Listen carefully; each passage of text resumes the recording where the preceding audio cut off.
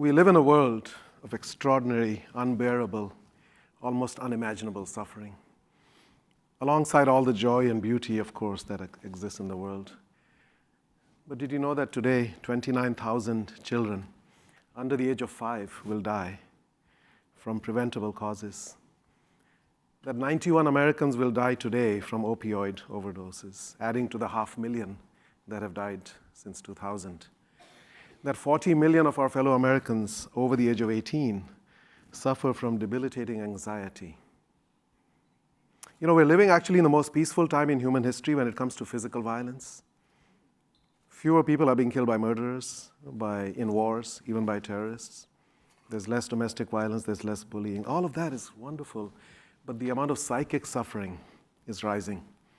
Suicide rates in this country have risen 24% in the last 15 years.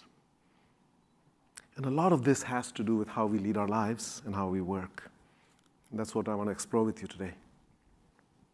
But when there is so much suffering in the world, how can we not, each of us, at some level, define our personal purpose as in some way alleviating some of that suffering in our span of care and bringing joy?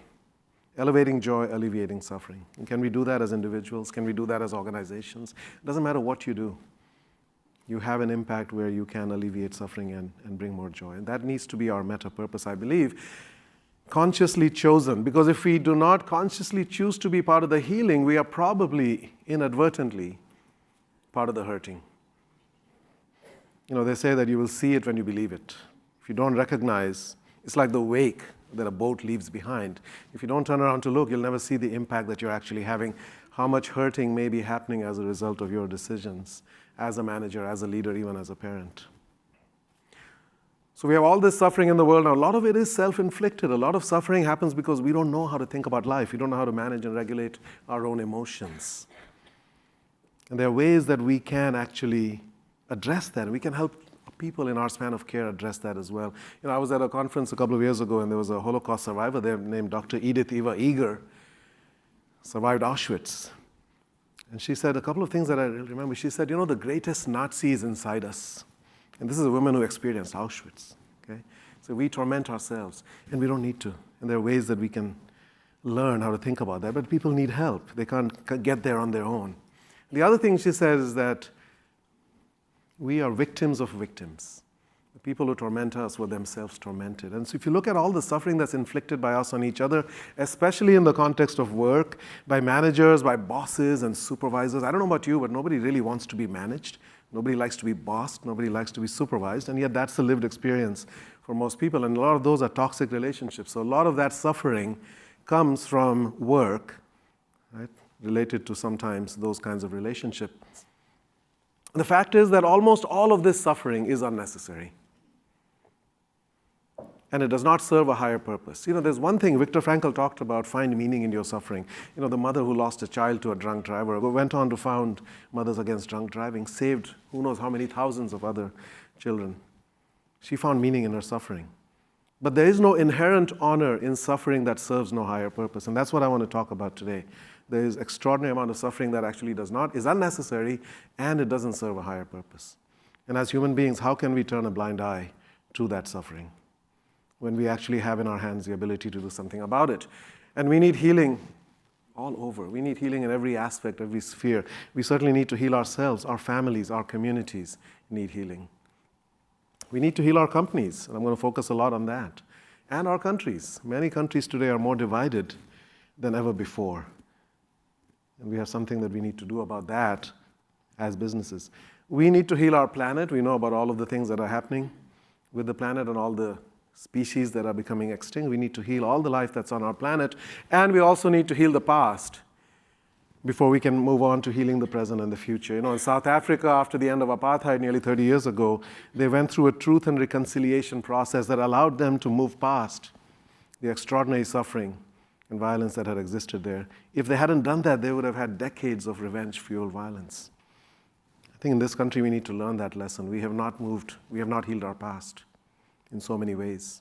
So we need to do that even within the context of business. We need to understand what has happened in the past, out of ignorance, out of lower consciousness, whatever it might be, so that we can actually heal today and also heal into the future. And businesses and corporations have a lot to do with all of this, because in this country, out of $25 trillion of economic activity, 20 trillion actually is accounted for by businesses. Governments is about 3.5, and nonprofits about 1.5 trillion. Right? So businesses have a disproportionate, huge impact, especially in free societies like ours. And the sad reality is that most businesses actually are a source of livelihood, of course, and goods and services, but they also are a source of suffering, of hurting. Because think about it, people go into businesses, they're healthy and whole relatively when they start their careers. What happens over time? They get burned out, they get stressed out, they develop all these chronic conditions. Do you know that heart attacks are highest on Monday morning? It's 4 a.m. Monday morning is the peak of heart attacks.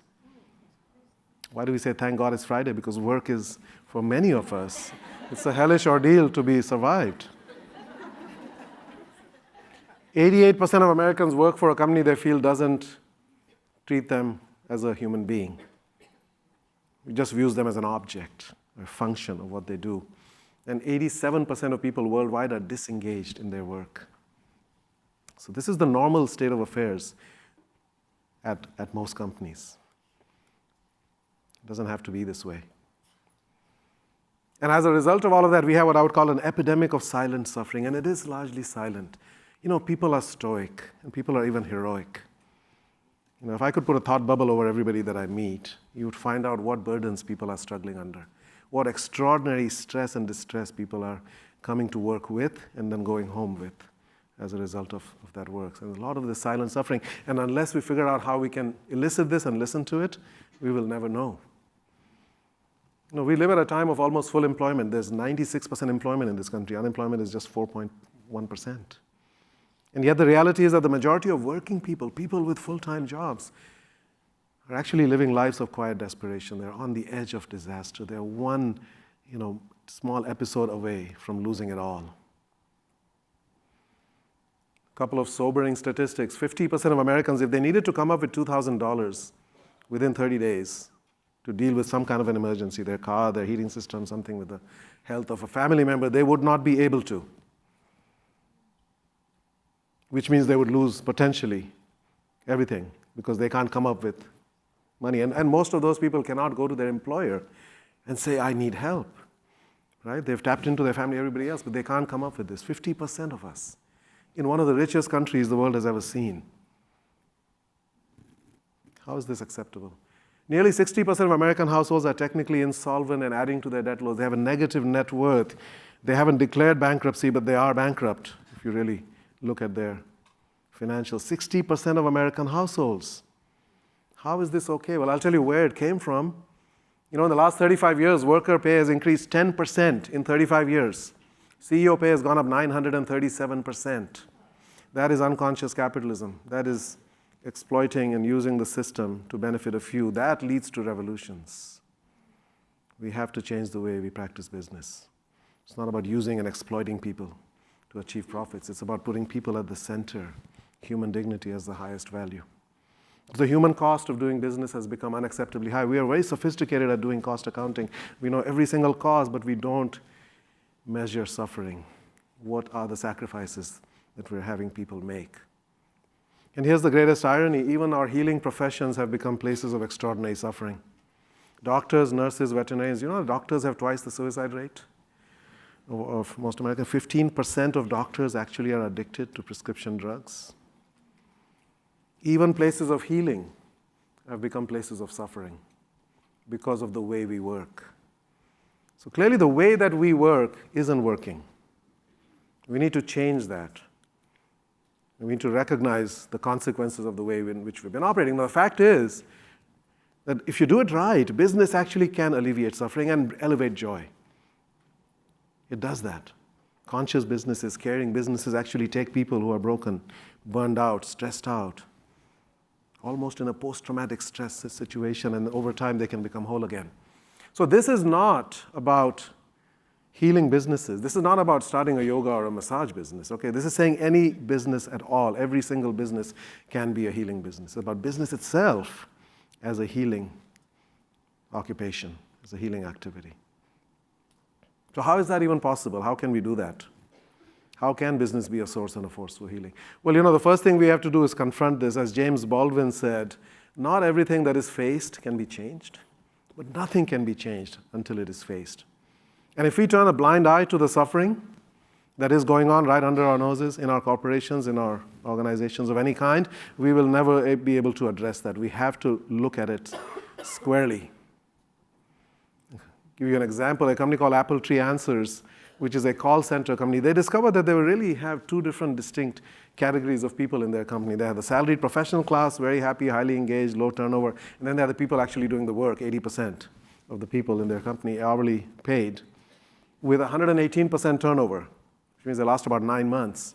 Extremely low engagement. They started to find out what's happening there. And the CEO was determined to do something about elevating their lives and recognizing the financial distress that they're under, figuring out how to pay them more and so forth. And they started a program called Dream On, kind of like Make-A-Wish. And they asked people, tell us if they're facing a situation in your life where you need help. And for a couple of weeks, nobody responded because people, as I said, are stoic, right? They don't want to appear unprofessional. Asking for help, being vulnerable is seen as a liability. Vulnerability is an ability. It's right in the word. Finally, a woman came forward and said, my husband stopped paying alimony and I got evicted from our apartment last week, and my children and I have been living in a car for a week, and I can't do this to them anymore. I need help. Sorry. And the CEO got this note, and the only thing he felt was shame. He said, I started this company. I'm employing these people full time, and one of my people is homeless. How is that acceptable? They got her into a hotel that night, got her an apartment, helped her furnish it, paid all this, did all that within a week. And, after that, the floodgates opened. People saw what had happened, and, dozens of stories came pouring out. A number of other people were also homeless and dealing with all kinds of extraordinary stress. Again, you will see it when you believe it.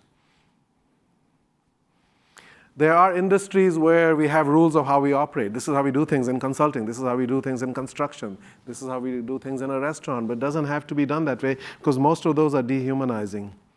And they don't put people at the center, and they don't think about what's happening to their lives. There's a consulting company here in Atlanta, JBN, started by a couple of ex-McKinsey people, who, when they went through their careers at McKinsey, essentially didn't see their kids from Monday to Thursday, because that's what you do in consulting. You're at a client site. And they missed the childhoods of their children. And they said, that's an irreplaceable loss. There's no amount of money that's going to make up for that. Right? So when they started JBN, they said, we are going to make it a norm that all of our clients are local, so you don't have to travel. Because children are also our stakeholders. The children of our employees matter. Their well-being is important. It hasn't hurt them in any way. In fact, they have 3 of the top 20 consultants in this country have chosen to work for this company here in Atlanta.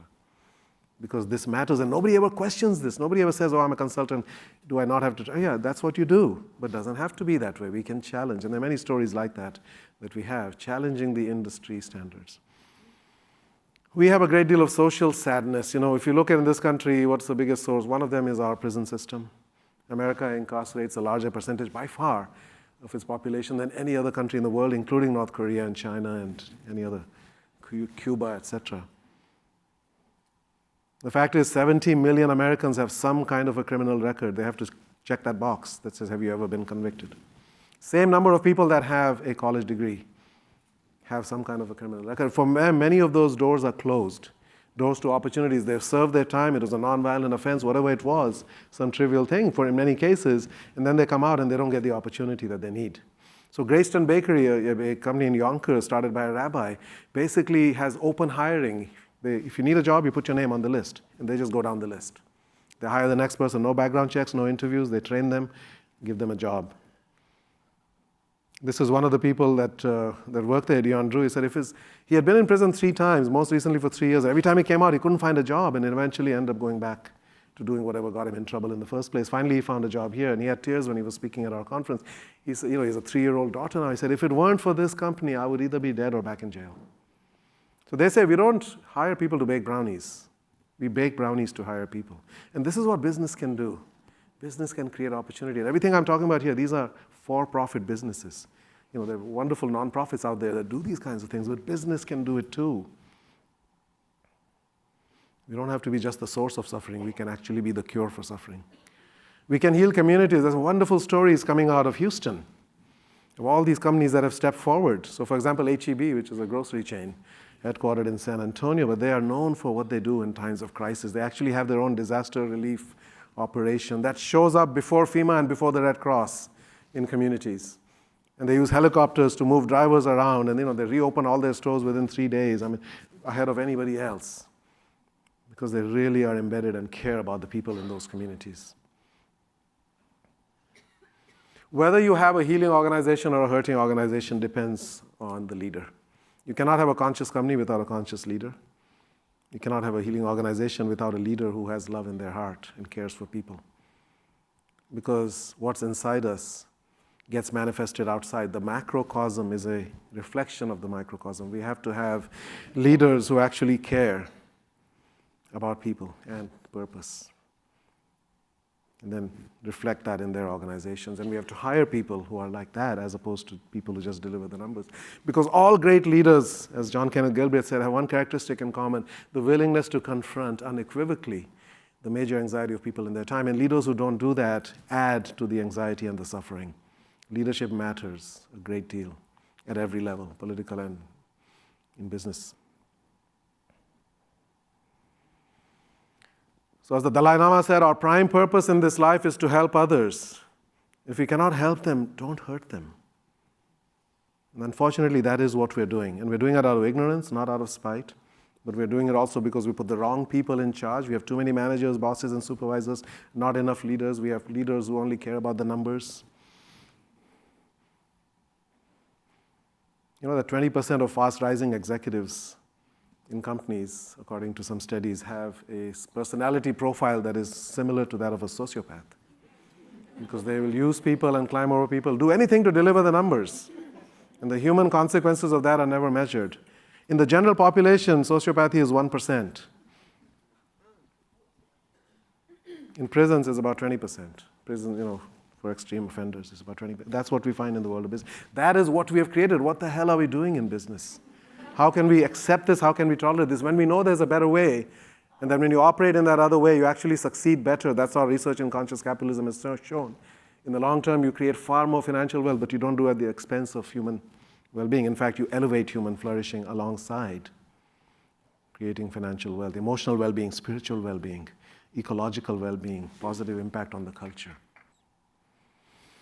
So we have to take care of the people. The business of business is people, yesterday, today, and forever, as Herb Kelleher said. Take care of the people, and the people will take care of the business. So when you go back to work, think about all the people in your span of care, and even when you go back home, and try to find out what they are carrying around. What is their burden? How can you help? Because you can.